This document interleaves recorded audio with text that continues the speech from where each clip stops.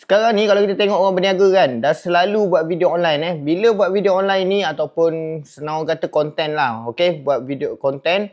Untuk yang buat video konten ni, antara benda yang paling penting yang korang kena ambil tahu adalah mic dan juga kamera. So untuk mic, antara mic yang saya boleh suggestkan dan recommendkan pada anda adalah DJI mic. Okey, so untuk model yang saya guna ni adalah DJI mic 2. Kalau anda boleh tengok, saya pun ada 3 mic ni.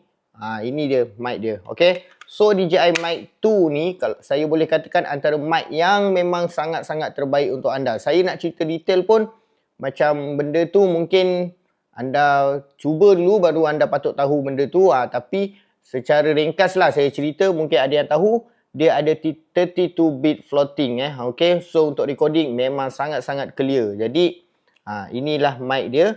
Kalau anda boleh tengok, anda akan dapat satu receiver yang macam ini. Kemudian ada 2 mic.